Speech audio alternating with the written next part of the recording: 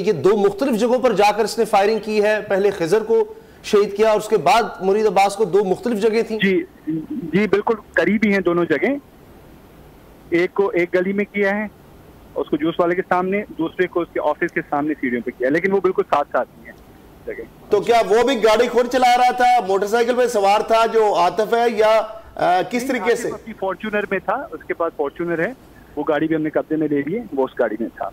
और ड्राइव भी कर रहा था और फायर भी कर रहा था? जी नहीं ड्राइव कर रहा था, वो पहुंचा है वहां पे, गाड़ी रोकी, बाहर निकल के फायर किया।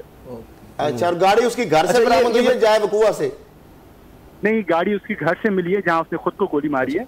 ये कब तक ये फोन रिकॉर्ड्स वगैरह कब तक मिल जाते हैं ऐसे मामलात में, ताकि फिर पता चल सके आपस में क्या बात है? हमने उसका कॉल चेक किया है, उसमें बाकायदा इनकी कम्युनिकेशन है आपस में। अच्छा, और तो उससे चीजें वाजे हो जाएंगी कम्युनिकेशन में। आप बता शायद ना सके हमें भी, लेकिन उससे वाजे हो रहा है कि झगड़ा किस बात पर था और क्या थ्रेट्स किए गए थे। वो इन्वेस्टिगेशन में सारी चीजें क्लियर होंगी। अच्छा, जियो फेंसिंग के हवाले से या लोकेशन के हवाले से हम मैसेज में टेक्स्ट किया थे, या वो तो हम नहीं पूछना चाहेंगे, इन्वेस्टिगेशन के ऊपर असर ना हो, लेकिन क्या जियो फेंसिंग के हवाले से या जो उनके सीडीआर या लोकेशन, या ताकि कब कब ये आपस में मिले, क्या क्या चैट होती रही, उस हवाले से पूरा उस हवाले से आपने अप्रोच कर लिया है अपनी एजेंसी से?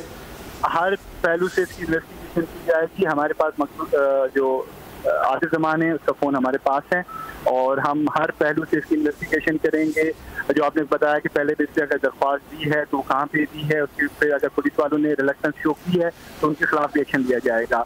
और इसी तरह से हम चेक करेंगे बाकी केस में क्या बाकी लोग तो इन्वॉल्व नहीं है, या फिर किसके साथ रास्ते में था, कोई और तो उसका सपोर्टर नहीं है, कोई लोकेशन देने वाले। इंशाल्लाह हर पहलू से हम इसकी इन्वेस्टिगेशन करेंगे और जो भी इसमें और भी अगर कोई शामिल निकला तो उसके खिलाफ एक्शन लिया जाएगा। अब FIR दर्ज कर ली गई है और आप कुछ बता सकते हैं कितने वक्त तक, कुछ वाज़ेह तौर पर आप बता सकेंगे सारा वाक़या? इस वक्त मैंने आपको जैसे बता रहा हूँ, तो जो मेन कल्प्रिट है वो तो हमारी कस्टडी में है, इस वक्त OT में मौजूद है। हमने उसकी गिरफ्तारी डाल दी है और अपनी इन्वेस्टिगेशन हमने शुरू कर दी है। तो इंशाल्लाह जितना काफी क्लूज हमें मिल गए हैं, काफी चीजें क्लियर हैं, तो बहुत जल्दी इसका। अच्छा, इसके खौल मिले हैं कोई SSP साहब? खौल मिले हैं, तमाम जगहों से खौल मिले हैं। तीनों समझे वाकयात हैं, 2 मर्डर हैं और एक खुद। और वेपन एक ही यूज हुआ है इसमें?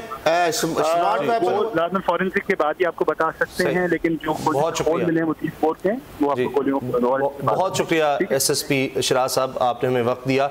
अब बाबर डोगर साहब, SSP साहब की बात भी हमने सुन ली कि उसने फ़ोन करके दोनों को बुलाया है और बाकायदा, इसका मतलब है कि ये पहले से उसने सोच रखा था ये सब कुछ, कि ये कोई, इसका मतलब है बहस या इस तरह की कोई बात नहीं हुई और उसने पहले से बुलाकर फिर इस तरह किया। और कहना है कि फ़ोन के रिकॉर्ड्स भी हमारे पास हैं। बिल्कुल, इसमें एक प्रॉपर प्लानिंग लग रही है कि देखें इन दोनों को बुलाया गया और दोनों को मुख्तलिफ जगहों पे बुलाया गया, एक को एक जगह पर, दूसरे को दूसरी जगह पर, और उसने एक प्लानिंग के साथ दोनों को बुलाया और पहले एक पे गोलियां चलाई, खिजर जो है उसको मारा। उसके बाद मुरीद अब्बास जो थे वो कह रहे हैं कि करीबी एक गली में वो भी मौजूद थे, वहाँ पर गया और उसने वहाँ पर भी फायरिंग की।